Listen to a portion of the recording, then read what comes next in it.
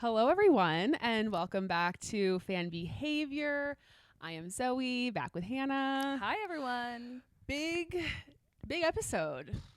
Breaking news. Crazy Well, it's not week. breaking news at this point, but it's big news in the F1 space that we obviously have to discuss. And I'm glad. I mean, I don't know that I was wondering if we were going to maybe get some interesting news in these 2 weeks leading up. I didn't expect this kind of news, but I was wondering, is there going to be any, silly season chatter? We got a pretty big bombshell. We did. Bombshell has left the villa.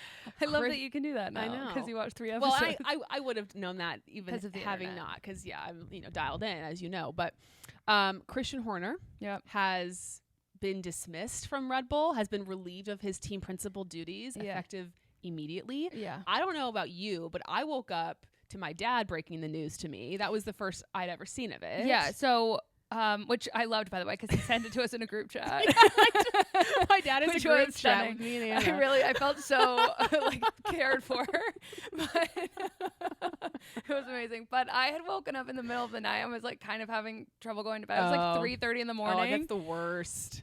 And the first thing, I don't know why I even opened Instagram. Yeah, because it would have broken at that point. Yeah. Which is that's the one time being an American fan can be such a drag. Yep. Well, not the one time, but one of the times it can be such a drag. And I was just like, what? And then I just went back to bed. And so I thought it was a dream kind of when I woke up. And luckily your dad confirmed it. I was shocked. I mean, genuinely, I think because of everything that had happened and, him continuing his time. Sure. This really shocked me and felt very unexpected. Now I think there's a lot of people out there who are also not surprised. It's not necessarily I'm surprised that he's gone. I'm surprised that he's just booted mid-season immediately. Right. I think I had heard some whispers and some chatter. Again, so much of what we find out in Formula One is, speculation or whatnot. We obviously know we have to check our sources. And so, there are certain rumors or things that get reported. If enough people start talking about stuff, you kind of think, okay, maybe there is some truth to this, but there was never anything. I feel like often in Formula One, there's a build up to a event, like the Checo leading, Red Bull. It's we all knew it was coming before it actually happened. Or Liam Lawson getting into the seat. Too much chatter for it not to be real. Exactly. Whereas I felt like there was rumors, but it wasn't anything really substantial until it actually ended up happening. And so there were a lot of rumors that I was seeing that, and we've known this for 18 months, that the Verstappen camp, and this is all reported, nothing has been officially confirmed, but that the Verstappen camp, predominantly Max's father, is just very anti-Christian Horner. Sure. Has wanted Christian Horner out for a long time. And with the car being bad or relatively bad and all the internal problems with Red Bull, there was this growing feeling that if Red Bull wanted to retain Max or keep him, that they had to get rid of Christian Horner. That he was maybe it was going to be inevitable that Max would leave if Christian was going to still be there or something like that. So maybe in my mind, Red Bull felt like, I feel like I'm jumping all over the place, but I feel like the big question that everyone's asking is, does this mean that Max is staying at Red Bull, or does this mean that Max is leaving Red Bull? And I think you could look at it on both sides. Because on one hand, you could say to yourself, this is Red Bull saying, I know you have problems with him or your team does or whatever, again, reportedly, and we're going to get rid of him and we're going to do it now before potentially any exit clause get activated, and he's gone and now we can continue on. On the other hand, you could say, does this indicate you've lost Max and therefore because you've lost Max, you're now. So he was always, basically there was no way for him to win. It feels like that. It does feel like that. And I think everyone kind of goes on one or the other side. Some people feel like this is a sign that Max is going to stick around. Other people feel like this is a sign that Max is going to leave. Now we can get to the Max is going to leave part and the rumors and what's happening there too. But it is, Christian has been at Red Bull since the beginning. He's been their only team principal for 20 years. He started working there when he was 31. Yeah. Which that's how old I am. Yeah, that's crazy. Imagine me as a team principal. Yeah. I guess I could potentially do it, but I I mean, that's it insane. certainly aged him. I mean, he won, 8 drivers championships, constructors championships, like, I mean, so much success, and Red Bull has it's been Christian Horner's team the whole time. So it is crazy, the world, like being in a world without him as the team principal. For sure. But also it's very clear. We said this, I think, last episode, like maybe Christian for the last couple years has been buoyed by the fact that Max Verstappen is his driver and has sort of covered a lot of the problems with the cars, the problems within the team. Like, it's like, hey, well, Max is winning world, championships. He won the championship last year. So it was like, what more do you want from me? Mm-hmm. But at this point, it's like, they're not going to win the championship. No. And it doesn't, and everyone's basically left their team. I mean, Jonathan Wheatley just got a freaking podium at what's it called? Sauber last weekend. Yeah. And what's his name left? Adrian Newey. Like, what's his name? Sorry, no the disrespect. guy. No disrespect. Yeah. Obviously, Adrian Newey's the GOAT. I think if this had happened after the hubbub, and I'm only saying hubbub because I just don't want to get into all the. It's more than hubbub. I understand that. Yeah. I think. Well, the allegations. Yeah. Sure. Great word. I was trying to just think of Yeah.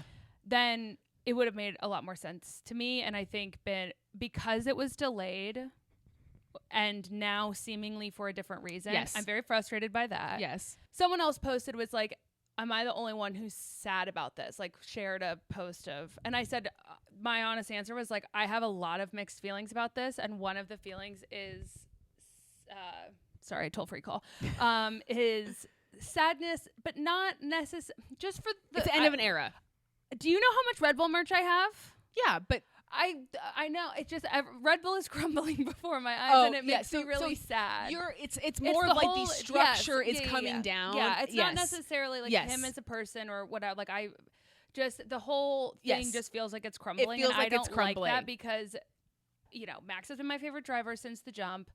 That, like, in a sense, I guess, like, Red Bull has been my team. We've made relationships with the Red Bull team that I just, like, really... Yeah, you feel for everybody involved. I feel for everyone involved. I'm kind of surprised that it's like, okay, you're leaving effective immediately, and also feel free to get behind the podium and give a presentation to everybody. That felt weird to me. Like, that Why? he was because anyone else, if you get fired, your computer gets shut down and you must leave immediately. I know it's different. I don't know. It just feels, I guess, too, and I'm not saying that they handled it, like, wrong or right. I just think it's really interesting that they're making it seem like he's departing, like, with all of the, like, thank you for 20 years, thank you for that. It's kind of like, I guess, how do you not, like, give him his flowers, I guess, but...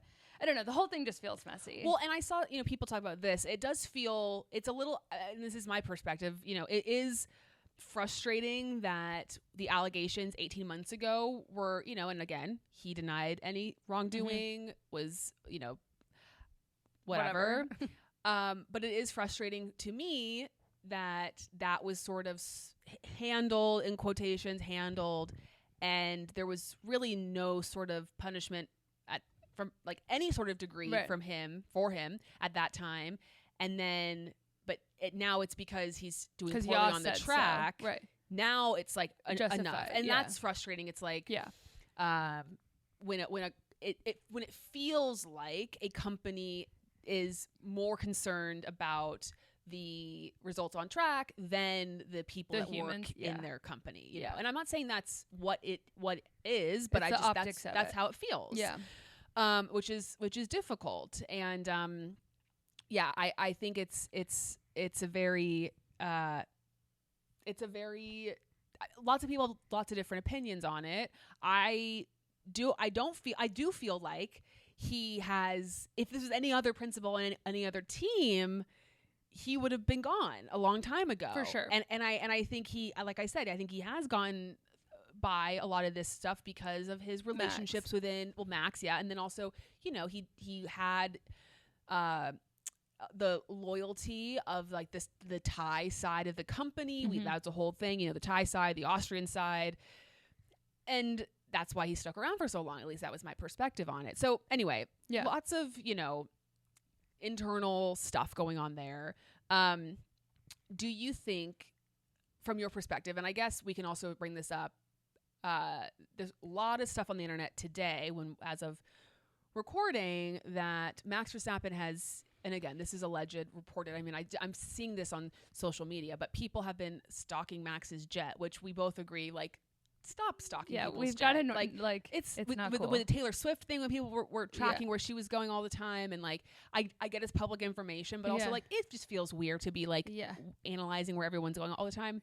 But it's on the internet, so it's like I saw it. Yeah, they're not your Find My Friends on your iPhone. You know what I mean? Like it just feels a little weird. It feels a little weird. From my perspective, but it's out there. Information's helpful. But it's out there. Yeah. That Max apparently allegedly met with Toto Wolff in Sardinia for 5 hours, and then jetted back home. Which God, how fun to have a jet to just, quickly run over to Sardinia. I know. That doesn't feel like nothing. Right.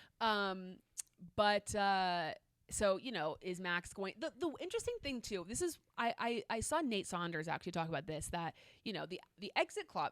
Max's exit clause activates after Hungary if he's lower than third in the driver's stand, or like fourth Which or below. Seems unlikely, unless it's unlikely because he's like 12 points ahead of George. So like unless George wins and Max DNFs or something, I can't really see it happening. I guess that wouldn't have to be the exact but you know what I mean, like but I also, like, there was like a thing in my brain that I was trying to remember. I feel like there was also a performance clause that we heard about, and I could be totally wrong, but I feel like we also heard about a constructor's performance clause. I always thought the performance clause was constructors. I think there might be, and this is, again, I'm just speculating here. I don't actually know this to be true, but I feel like there might be two, because I remember when Liam and Yuki switched spots, I feel like there was conversation at that time that Red Bull was concerned about the constructors' standings because there could be an exit clause for Max. And I think it was if Red Bull is fourth or below in the constructors by the summer break. And they are fourth place right now. So if that is true, that could be the exit clause for him. But what do you think? Do you think he's going? Do you think he's staying? When I first saw the news about Christian being booted, I thought it meant that Max was staying. Like that was kind of his final straw. Like, get him out and I will stay. Yeah. And the more I hear chatter, I believe Max is going to Mercedes. Which is, I've had some reflection too, because I thought the same thing. I thought Max is staying for sure. If Christian's gone, it feels like that's where this is headed. He's going to stick it out. We know the regulation change. Why would you switch teams? You don't really know how things are going. But the reality is this. One is there's been a lot of chatter about, because yes, do teams really know how they're going to do in 2026? No. But they have an idea of where they are in their like technical journey and like their engine manufacturing. And there's been a lot of chatter about how it looks like at the moment Mercedes has the most dominant engine, will have the most dominant engine in 2026. And obviously, I mean, Red Bull is losing Honda. They have Ford coming in. That's like it's a brand new, I mean, not brand new to Formula One, but brand new recent coming into the sport. Like, you don't know how that's going to go. That's kind of up in the air. And I also kind of wonder if Toto, because he now has a little bit of leverage. Yeah. Because he knows, okay, Max seems to not be super happy at Red Bull, or like there's stuff going on. The car isn't where he wants it to be. And I might have a car that will be good. So like I can kind of, I also have some chips I can play. You know, I'm not like at the mercy of Max Verstappen. And I kind of wonder in Toto's mind if he maybe said to Max, like, this is the, like, if you want to come to Mercedes, like, this is the moment. Yeah. Because we have this opening with George not having a contract. Yeah. Whereas if you don't want to come now and we re-sign George to a contract, and then in 2027 you decide you want to come over, then we'll have to pay out, because George's probably going to be, if he gets re-signed, very careful about, like, how much he'd have to get paid out and, all those things, because he's obviously on it. So I kind of wonder if Toto was like, I can't guarantee you anything if you don't do it now. Yeah. Like, and from Max's perspective, okay, go to Mercedes. I can't imagine it being worse than Red Bull. Again, I don't know. I don't know. Right. But it's also it's Max, and at the end of the day, he can kind of, if it doesn't work for the first couple years, he goes somewhere. Like, he can find his way around, you know? Now, one question I do have. Does GP go with Max? I don't know. I don't know who George... I actually don't know the name of George's engineer. Well, and why would we? Because, you know, Bono and Lewis just like... But I feel like we hear George is constantly talking to his engineer. No, I know, but I don't know that he became a personality. Right, the way that he's Bono not... has, or the way that GP has. No. Well, that's the difference between, you know, being the engineer of a world champion and not. Yeah. You know, no offense to George, but I'm sure I feel like I probably will know his name when I look him up, but... Yeah, so I don't know. We'll have to wait and see if that Marcus Dudley is his name, which is a very British name. Yeah, I've definitely never heard it before, although it just makes you think of Harry Potter. Yeah, I was going to say. But so I guess I have also very mixed feelings about Max going to Mercedes. If that's even, who knows? Well, I know. But so what's interesting to me is that really the only way he can do it without losing a lot of money is couple ways. If Max loses a lot of money? No, well, yeah. I mean, so the only way his exit clause is achieved is if there's no way they can get above fourth after Hungary. No. Oh, okay. I didn't know what the discrepancy was. Okay. No, they're way. Because I think Yuki's only scored like, I don't even know, maybe like 5 points for Red Bull. Yeah. Like Max has scored all the points. Jeez. Okay. So I can look up the standings right now, but yeah, that's wild. So what I was gonna say is like if there was a chance that they could, like, are they just doing all the contract negotiations in hope that the exit clause will go into effect, and or is so Mercedes, I guess it's possible. I guess I have to do the math here. If Max and Yuki both podium. Mercedes, basically. Mercedes has 210 points. Okay. Red Bull has 172. Oh. so what's that difference? Ain't gonna happen.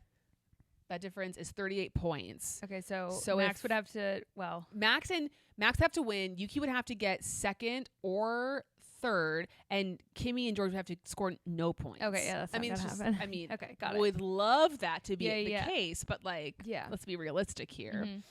I don't know if that's gonna happen. Yeah, I doubt it. So it'll be really interesting. I am having, I think when Lewis went to Ferrari, I was shocked and like didn't know how to see Lewis in different colors. Now it feels like super normal, and also I didn't have the same affinity to Lewis as I do, I didn't have the same connection with Lewis as I do with Max. So I think, I don't know, Lewis just seems to fit. I can't picture Max. I know he'll be fine, and he will be, once it's happening, it will feel correct.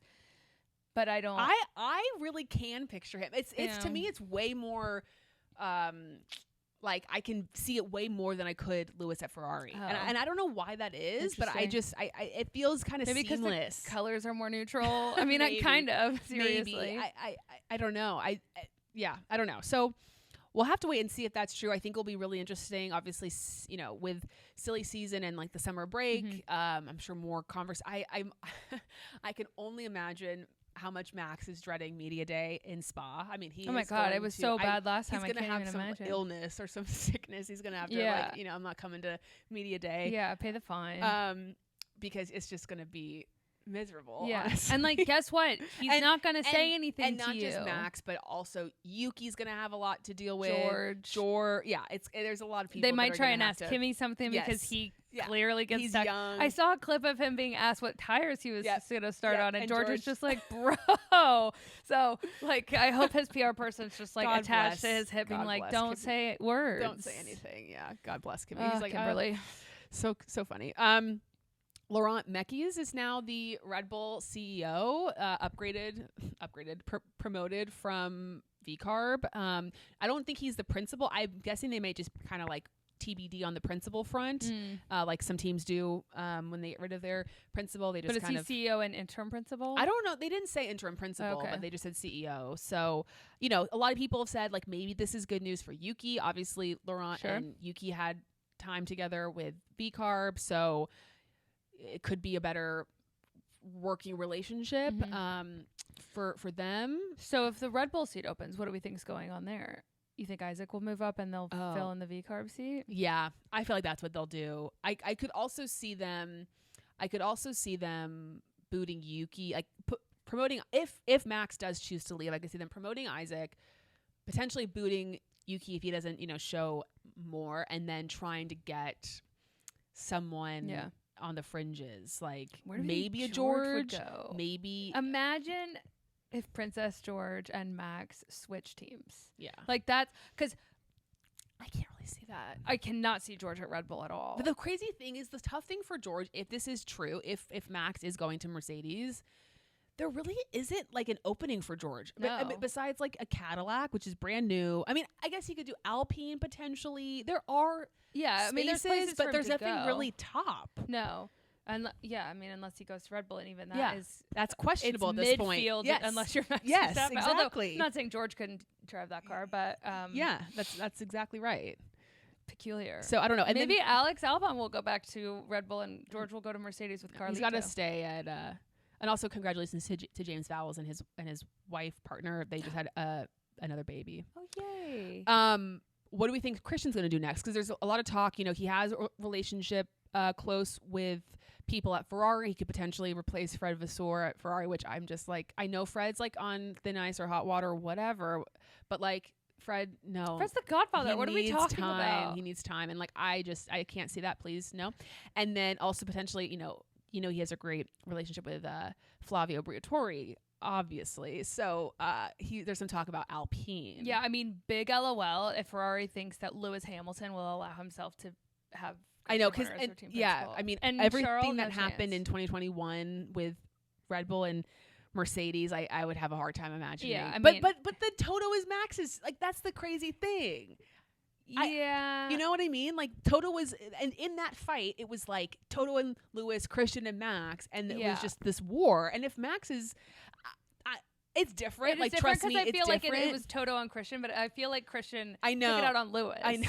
You know what I mean? Yeah, it does feel that way. Well, and Toto, but yeah, I don't know. I don't remember. There was so in the clip I saw of Christian's like exit speech, he said that he's still employed by Red Bull. What does that mean? Is he like on an immediate gardening leave? I think he's on gardening leave. Yeah, okay. Yeah. I'll still be employed. I mean, that would be nice to be employed for a couple years and not have to do anything. For a couple mil, too. Yeah. He's getting like a $50 million payout or something? Bummer. Yeah. Honestly, crazy. I'm really happy that Jerry's going to have, I hope all's well with them, and maybe it will be nice to just like have her husband back home for a little while.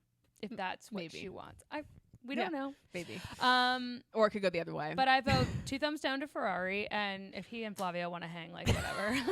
Just Pierre, I'm sure, will be thrilled to have to deal with Christian Horner again as his team principal. That went so well last time. Yeah. Okay, let's just get to some of the questions you guys sent in. Lots of cues. So someone asked, who will Toto's new paddock enemy be? Ooh. I don't actually think, I actually feel like recently Toto and Christian, they have their thing, but they're kind of okay. I think Christian's real enemy, quote unquote, I mean, enemy is a loose term, is ZB. Zach Brown. Oh yeah. Yeah.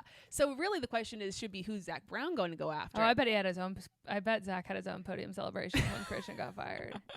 I think, that's more of that seems to be more acrimonious than Toto and Christian. Fantastic word. Thank you. Vocab of the day. Yeah. Mostly because Christian or Zach is obviously the best. They're the best team right now. So that's always the person everyone wants to bring down. Sure. I mean, there really isn't anyone else. I can't think of another person in the paddock who's like. Everyone seems pretty chill. Fine. Yeah. Yeah. Maybe Flavio. Maybe so. I don't think so though. Okay, so this is kind of what you were talking about earlier. Like, can Red Bull rebuild, or is this like the end of? Is this like they're gonna have to sort of burn it all down and like start from scratch again? I don't know. I mean, it is interesting because everyone in certain ways is starting fresh next year with the new regulations. I mean, I know it's not like totally starting from scratch, but I do think everyone's going to be on a bit more of a level playing field, sort of, as much as they can be. I did also just have a thought. Do we think that Sebastian Vettel would come be the principal of Red Bull? I would freaking love it. I would love that'd be that. Fun. I know he's apparently in line, and like Helmut has, sort of said this, that like Helmut wants Sebastian Vettel to be his successor. Yeah.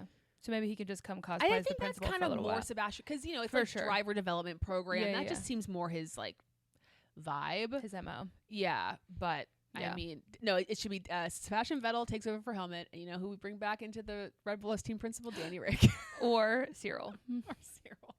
Bring them all Wow. back. Colton Herta Colton coming in. Herta. Yeah, so that's crazy. And then, but yeah, I don't know. I think it's all it's hard to say that they're just gonna like go like straight to the back. Yeah. I don't think that will happen. No. But I do think it will. I mean, any organization who has a significant leadership change, like, I mean, we've seen Alpine, like, it's been a revolving door of leaders, and it's hard to come back from that. Yep. So even though there's been some, it's been tumultuous at Red Bull over the last, handful of years, months, they've still had consistency in who the leader is, and now they do not. And even though he's from the Red Bull family, it's just still not exactly the same. So I do think there's going to be some growing pains. I hope that the 2026 car makes it easier. If Max is not there, it makes it more equitable to both drivers, and they can really develop a car a team where the second car isn't undrivable. And maybe it's in a way, maybe this is, I know this is going to sound crazy because Max is the best driver ever. Yeah. But maybe in a way it's better for Red Bull that they no longer have to cater a car or try to cater a car towards Max, and they can kind of make it like more, bring it into the wider window. Yep. Maybe not as high of a ceiling, but better performance from both drivers. Like that could be the potential. Which honestly if that is what happens, it keeps them in the same position they're in right now. Exactly. Yeah, so for sure. We kind of talked about this, but can Laurent be Yuki's saving grace, keeping his seat for next year? I don't think he's gonna he's not gonna keep his seat if Yuki isn't performing just because he likes Yuki. But is Yuki not performing because of the car? I mean, I think it's like, because that's so annoying. I know. Because he was doing great. I know. And so it's just, to me, I always, and you know what? I'm going to take this moment here to just apologize for everything I said about Checo. Because now that, Checo's great. We just didn't vibe, Well, you did kind of. I mean, with Chanko. Yeah, sure. But I just have more, I just love Yuki in a way I didn't love Checo. Sure. And so I'm obviously defending Yuki in a way I didn't. You didn't defend Checo. Right. And I just want to, it's a biased podcast, and I just want to remind everyone of that, and I do apologize. But we said this back in whenever it was, when Liam was having problems. We said we should have been a lot, more. Yeah. But the problem was that we didn't have, because Checo had been in that seat for so long, we didn't have stark contrast. Yeah. Whereas then we saw Liam, and then it was like, oh shit. Yeah. And so that's, I think, part of it too. That's a fair point. But yeah, I mean, we definitely I think most people in the F1 space owe Checo a big apology. Yeah. And if he comes back on the grid, I will, I will be I really hope happy. they announce Cadillac soon. I'm just dying to know. I know. And imagine if Checo comes back to Red Bull. that would be funny. That would be hilarious. Yeah. Honestly, Yuki and Checo. That would be great. Yeah. Actually, that would be I think they would make good content. I think together. they would too. I think that would be really funny. Yeah. Okay. What else? Okay, we kind of already talked about this too, but would he be a team principal somewhere else? Christian? Yeah. I mean, potentially. I think he would say yes to that, but also, I don't know how long his gardening leaves for. Yeah. We're talking about, we only just saw Adrian get back, on camera, so that's a long time from now, and I think he's doing fine. I mean, it's hard for someone like him to stay out of the sport because it's his whole life, but it wouldn't surprise me if he didn't come back in a principal capacity. Yeah, maybe in a few years, maybe, with a lot of time, he will come back, but I could see him going more like the business route, kind of behind the scenes a little bit more. Who knows? If I had president? Teasing. No, thank you. No, thank you, Mimi Rose. Exactly. I did see one other thing I wanted to say was I saw a F1 journalist, and I can't remember the person's name, so forgive me, but they tweeted that they had talked to someone that works in Red Bull, and that person had said that when they were told of this Milton Keynes, Christian Horner announcement, that they thought, not because they knew anything, but just their instinct was, oh, Max is leaving. Wow. And so the person who tweeted that was just saying, like, you know, so and it again, really they said like they didn't know. They had no reason to think that Max was leaving. It wasn't like there was, but that's just kind of like when you hear about, oh, Christian Horner's coming to address the team, you think, oh, this is big. You don't think Christian Horner's news. telling us he got fired. Right. Exactly. Wow. So that was that may also kind of tell you how. Can you imagine how the office goss at the know. water cooler that day? I know. Craziness. So anyway, Bonkers. That's the Christian discussion. I'm sure we'll talk about this, you know, more in the coming weeks, months as we continue on, but craziness. F1 always keeps us on our toes. I'm excited for the Drive to Survive of it all. Hopefully the cameras were rolling, and you know, it's also wild. Like, I don't know what made me just think about this, but like when you like imagine all of the emails in his inbox that are just like gone now. I know. I would love to go through his emails. Yeah, you're telling me, Gene. Okay. This is a weird, stark, you know, pivot, but we also said we would talk about the F1 movie. Yes, we did. So now we're going to take the time to talk about the F1 movie, which we did kind of, this is the first time you're, you know, if you haven't listened to other episodes, I think there was an episode a couple weeks ago where we did kind of briefly talk about the F1 movie, and all the things. I felt like we could kind of do like some pros, cons, and just kind of maybe go through the sequence of events and stuff and chat about that. I was going to say, I feel like a lot of people, I shouldn't say, I don't know the number, but I have seen on social media that there have been people who have gotten into F1 because of this movie. Yeah. I've been seeing people be like, okay, I'm watching Silverstone, you know, I've gotten into X Driver, blah, blah, blah, blah, blah. Yeah, I had a coworker be like, I just watched it. I want to get into it. I was like, watch the race at Silverstone. It's like iconic. Yeah. I don't know if she did. She lives in California, so okay, it's a little early for her. Yeah, and so if you're listening to this, watching this, and you got into the sport through the movie, please reach out, let us know. But I think obviously as a marketing tool, successful, stunning, and all I want, and I think you feel the same way, is more people to be fans of the sport and have the sport grow and bring people in. And we are people who got into this sport through a entertainment medium. So like we're a marketing tactic. Yeah. Now different tactics, and I don't know that in full honesty, like Brad Pitt doesn't hold a candle to Daniel Ricciardo for me personally. Correct. Like it's just, or I, to be fair. Yeah, like there's just no comparison. Like it wouldn't have worked for me in the same capacity, same way. Sorry to Brad, but like you don't care. And positive, he listens to this every week. To Daniel. So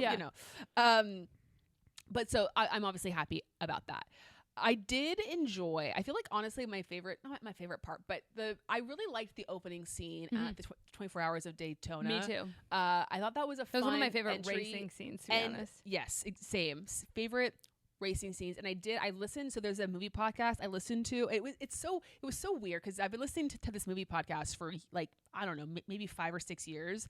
And they obviously covered the F1 movie, and it was so weird. And there's male co-host and a female co-host, and the male co-host is like my favorite. He's just like my favorite podcast. Like I just love. He reminds me of Kitley, and who's my cousin.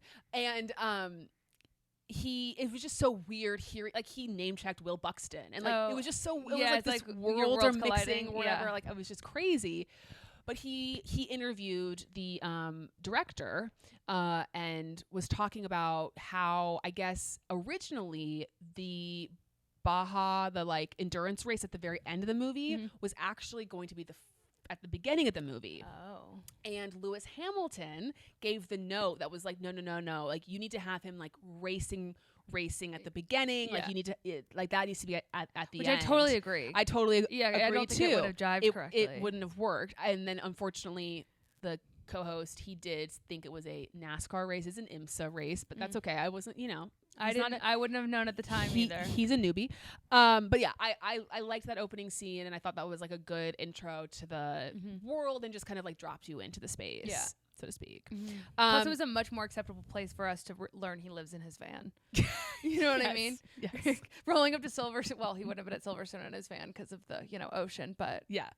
So then Javier Bardem's character, Ruben, finds him at some diner and basically pitches him, I want you to come race for my team. Well, he doesn't just find him. They're best friends. Well, they're best friends, but I don't feel like but I think he communicated knew where in a long time. finds him, says, I'm the owner of this racing team, Apex GP. We're the worst team on the grid. No points, yada, yada. If we don't win a race by the end of the season, I'm going to lose my job. And will you come race for me? Which is just like not how it works. Hilarious. Like I would love like someone out there. I'm sure someone knows like what is the like. There has to be a real life equivalent, like you know what I mean, like a real 60-year-old man. But is there racing? Like, you know what I mean? And the idea of like that person coming into F1 is just like crazy. Yeah, like it would even be crazy. It would be crazy if like Scott Dixon came into Formula One. Yeah. Scott Dixon is like multi-time IndyCar champion. Like won a race this season, but like I think I don't know if he's in his 50s yet. I'm not sure, but he's.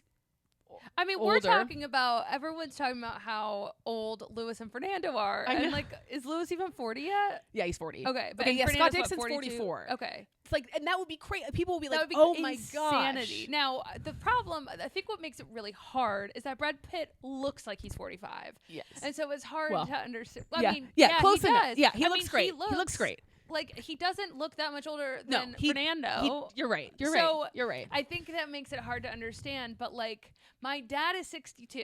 Right. And I recognize that he's not an athlete. But if my father was approached to save a Formula One team, no chance. No chance. No, obviously it's not apples to apples here. But, yeah, I would have a better chance. Yeah. It's hilarious. Javier should have kind of It's just so funny. So then Brad, kind of is like, sort of doesn't really know if he wants to do it. And I also didn't love, I mean, I said this when we talked about it before, like I did not like the Brad Pitt character, and he just really annoyed me. Like almost, it was just so classic, like very cliche character, because he's just like doesn't care about the money, and it's not about that. He's a cool guy, and it's just, and he's just like so brilliant with his like cool beachy waves in his van, and he's just gonna come in and just like muck shit it's up. Just like enough. Cringe. But so then he rolls up to Silverstone for this test, and he's like, I'm gonna get it under a second. I'm gonna jeans with his rucksack. I'm like, what are you doing? Yeah, it's just all crazy. And then anyway, he ends up deciding to participate. He meets his teammate Joshua Pierce, JP as he calls him, which he does not enjoy. Yeah, which is just another thing. And that character is kind of like hotshot rookie, thinks he's great, which is his character is much more believable, much more like I don't think we have a direct correlation to someone on the F1 grid, but like you could believe that kind of person exists in the world of F1, and just like Sports that personality. in general, And it seems more like realized, whereas the Brad Pitt character was just almost like a caricature. It was almost like it was so ridiculous, kind of the way that he was, that I just like I couldn't really believe it. Yeah. Also, really quick, because I forgot it and just remembered it, and I don't want to forget it again. We have come so far in movies and television, and yet when there are photos of like younger. Why do they still look like they've been cut and pasted? I know. It's so bad. I know. That was bad. Like, it looks, I mean, and it was fun. It was just like, it was comical. Again, probably not for the common folk, but like, it was just comical for, like, I know. People that are not F1 fans, but for them to be like, he raced with Senna. It's just like, what? It's like, no, he did not. Like, he didn't. Like, no. I know, obviously he didn't. Like, it's a movie, but like, I just couldn't. No chance. I just couldn't. This guy? Sonny with a chance? Did you see that I commented on the Track Talk podcast was talking about the movie, and they were talking about how like if he was a real person, like he would have had a son named Sonny Hayes Jr. Like he's like a very IndyCar name. And then I commented, I said, what did I say? I think I said that his son or his daughter would be named Hazy, like another weather metaphor. And then I can't remember if I said Dusty Hazy Haze. Yeah, sure. Which I think would be kind of fun. But there was some other like name. I wish I could remember what I said. I should try to find it. Emma didn't actually meet Lance. I know. I hate that for me. That's okay. Love that for her. But I'm gonna find it here. Did Lance get new teeth, or was that AI? Oh, I have no idea. Oh, I said his son would be Cloudy Haze and his daughter would be Hazy Haze. That's funny. it's Sonny Hayes craziness. I did like, so then the first race is Silverstone. They completely ignore qualifying throughout the entire, which is fine. I understand that part of it. It would be kind of interesting because like that would in certain races, like it would have given, we know, and they didn't do Monaco, which is kind of interesting that they didn't do it. But like if he had somehow managed to get like P5 at a track, and it's like, oh well, now he has a better chance of winning. But I get it. It's too much. Too much probably risk of crash at Monaco too for noobs. Right. But I did like that. Like I did like when we saw the real drivers. Oh yeah. I mean, I was like, you saw me. I was like on the edge of my seat at some points, knowing full well how it was going to end because it's a movie. Yeah. And like them, standing up for the national anthem and like, they're next to Max and Checo is just like, LOL. Hilarious. My favorite is when I think he was next to Lando and Lando just really took his time leaving. Yeah. He just get the shot. We then get introduced to Tobias Menzies is the actor. I actually can't remember his name in the movie, but he's like a part of the board. He works with Ruben. He introduces part of the board, and we then find out, he's actually kind of going behind Ruben's back, wants to like kind of take the team out from under him, wants to hire Sonny, and the whole thing. So he doesn't want them to win the race because then that means he'll get ownership of the team. Yeah, but that's kind of we don't know that at the beginning. I wanted to just go through some like pros and cons. Yeah. So we talked about this before. The actual racing sequences are stunning. Really like it's fun. Like it's, you feel like you're in it. I thought that was like very, very well done. I can't even imagine how difficult that would have been to shoot, to film, like the whole thing. Crazy. The soundtrack I thought was great. Like they did a very good job with the soundtrack. I thought that like it visually looked very good.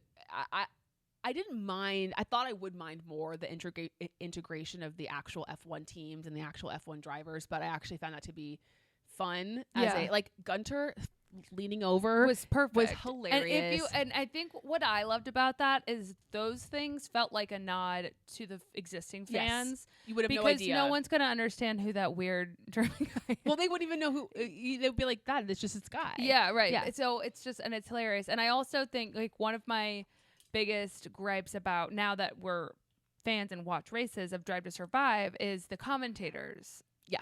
In Drive to Survive are not real so I love that they brought in Crofty and Martin to actually do the race like coverage. Yes, that was they were definitely, I could tell they were kind of simplifying a lot of, they were having to explicate is maybe the word, like which two vocab words. I know. Well, when Crofty said use the government name of DRS and he was like their drag reduction system, I was like, way to add education into this, guys. Exactly.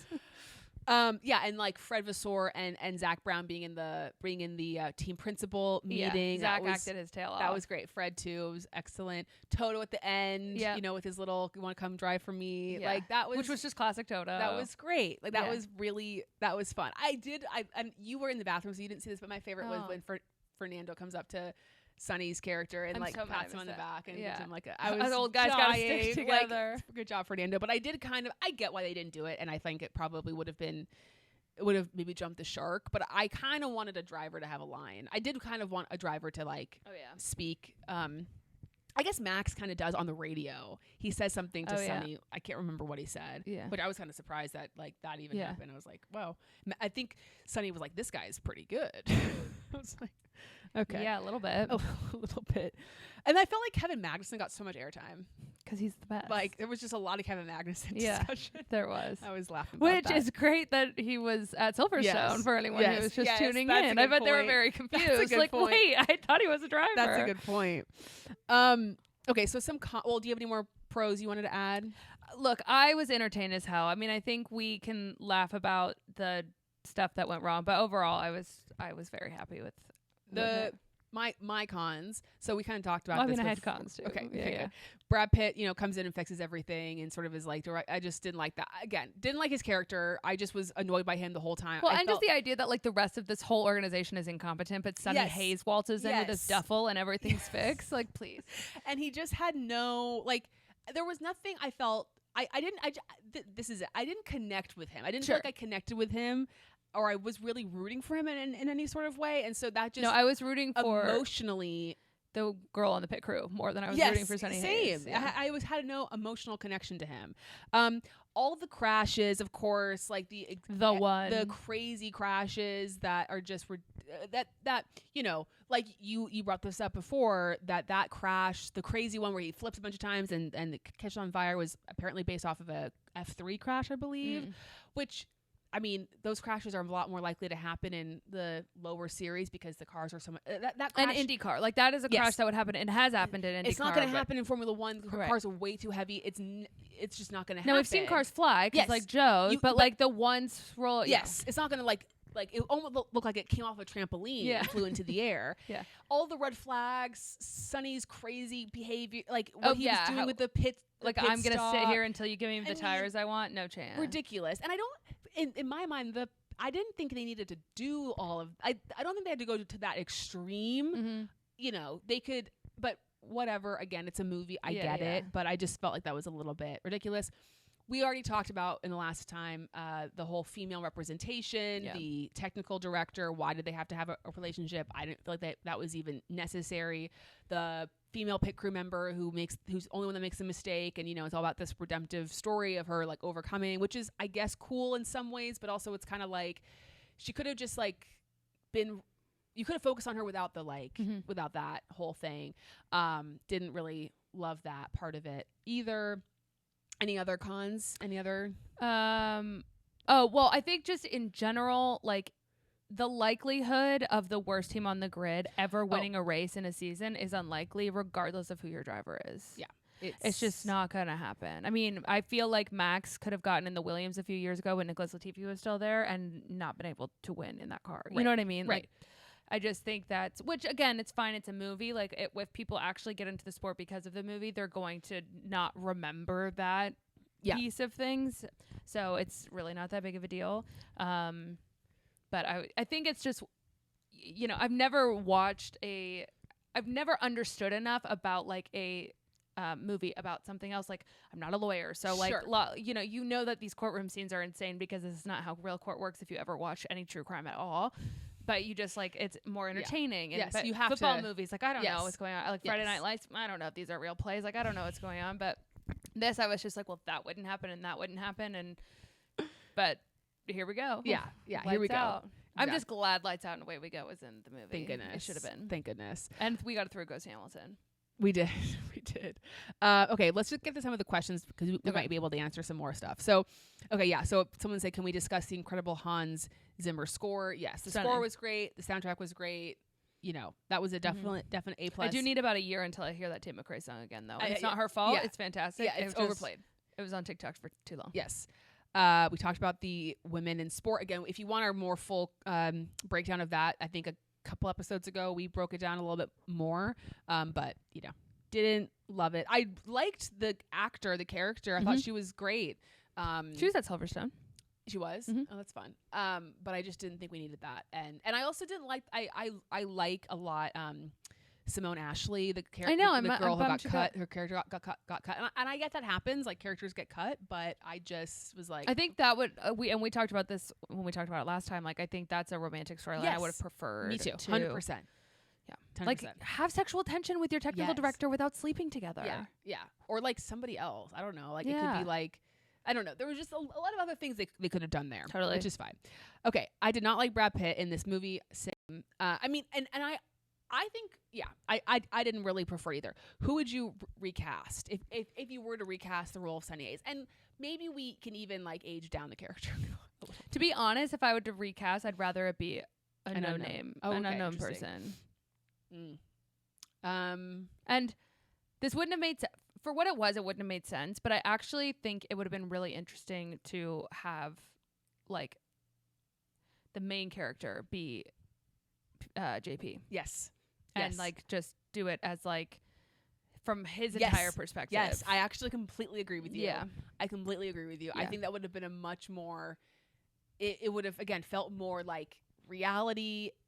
I think they could have, and again, like that's the other thing too, they could have done the like retired F1 driver comes back without it being this like they could have had it be a 40-year-old. Like they didn't have to go so but I think they were shoehorning in Brad Pitt. That was the whole thing.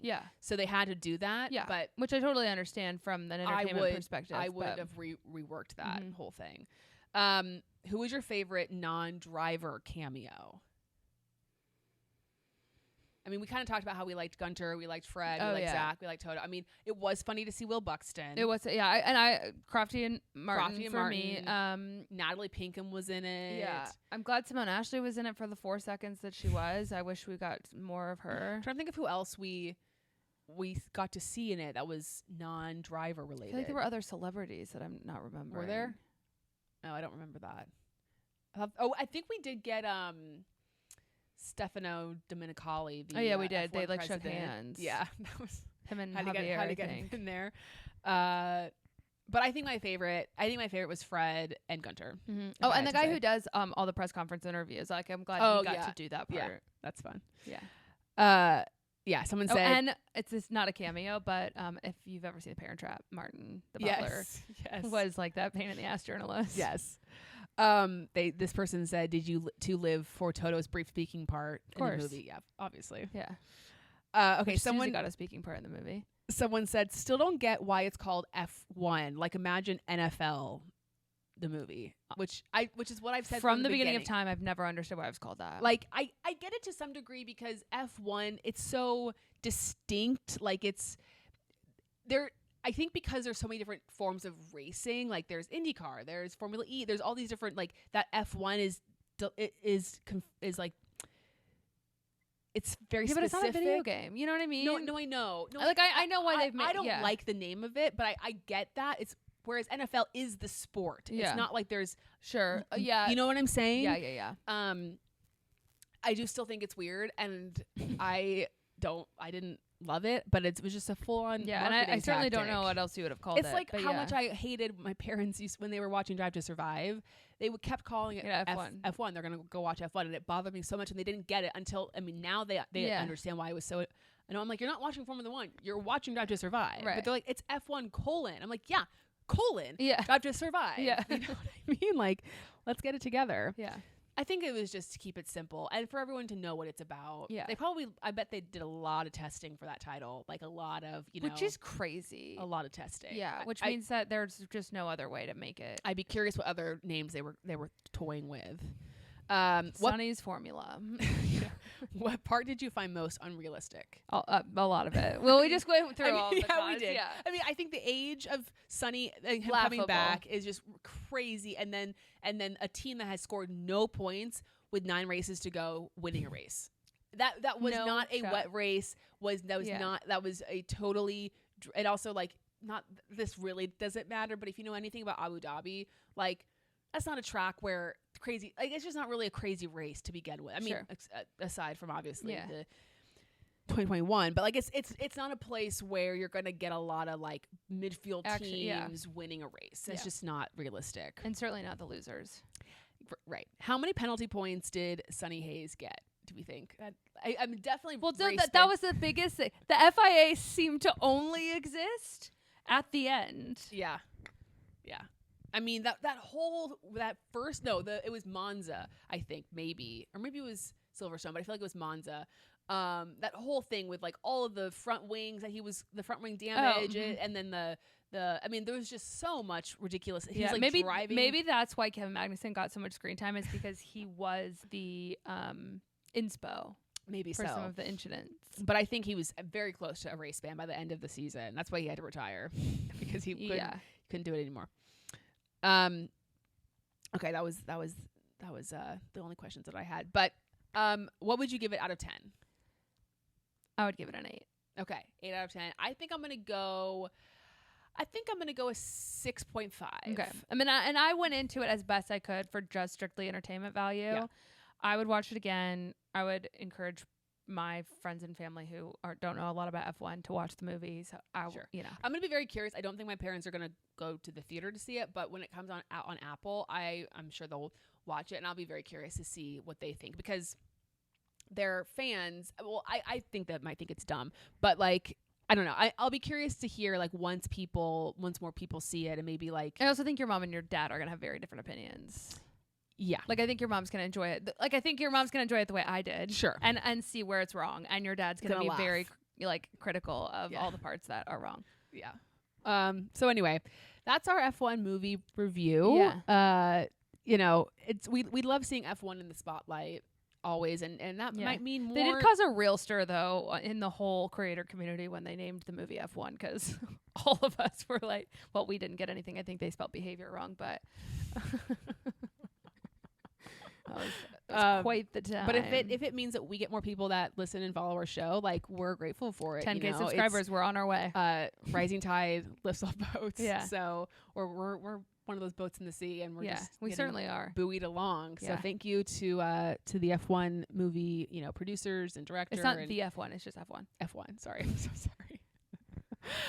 Okay, guys. Well, that is that for today's episode. Lots of things we covered, lots of information, but I forgot this has all been one episode. Hopefully, it was worth it for you. And we're gonna end this and then record another episode. Yeah, sitting in this exact same spot in this exact same clothes. Yeah, booked and busy. That will come out next week. So stay tuned for that, and we'll see you next time. Enchanté.